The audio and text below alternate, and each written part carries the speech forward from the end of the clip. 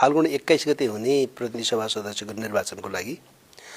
निर्वाचनको व्यवस्थापन र जनशक्ति खटनपटन लगायतका सबै व्यवस्थापनहरू सम्पन्न भइसकेका छन्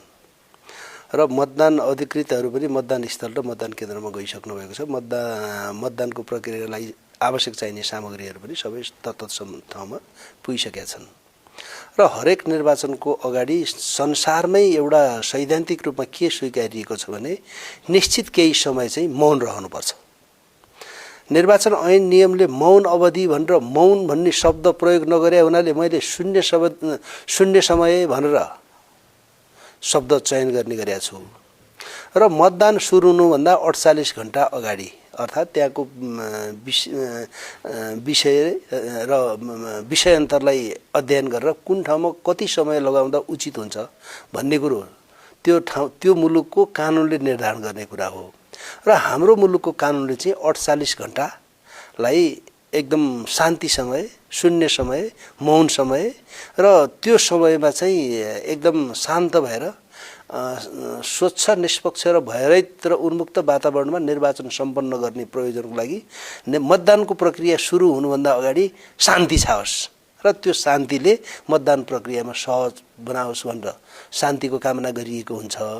आज 18 गते राति 12 बजेबाट मौन अवधि अथवा शून्य समय सुरु हुन्छ।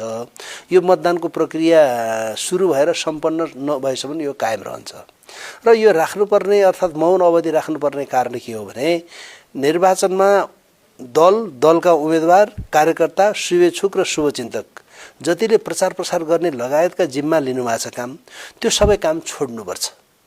र मौन धारण गरेर बस्नुपर्छ र उहाँहरूले कुनै पनि आफूले निर्वाचन प्रचार प्रसारको सामग्रीहरू तुल पोस्टरहरू राखेका छ भने पनि त्यो पनि हटाइदिनुपर्छ र सामाजिक सञ्जालमा कुनै त्यस्तो कुनै उम्मेदवारलाई समर्थन गर्ने, कुनै उम्मेदवारको हकमा मत माग्ने र कुनै उम्मेदवार चाहिँ यो ठिक छैन भनेर उसलाई चाहिँ तिरस्कार गर्ने लगायतका त्यस्ता विषयवस्तुहरू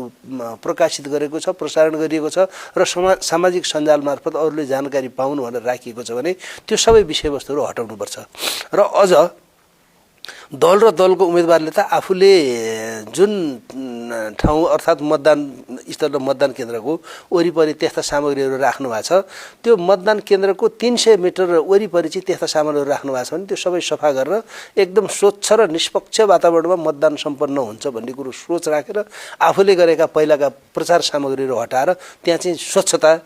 कायम गरिदिनु पर्ने हुन्छ अथवा सफाई कायम गरिदिनु पर्ने हुन्छ। मौन अवधिमा झ्यालबाट हुने अथवा झ्याल भन्दा नि जस्केलाबाट हुने काम भन्नुहोस्, जस्केलाबाट हुने काम अझ बढी हुन्छ भन्ने कुरो विभिन्न ठाउँमा चर्चा परिचर्चा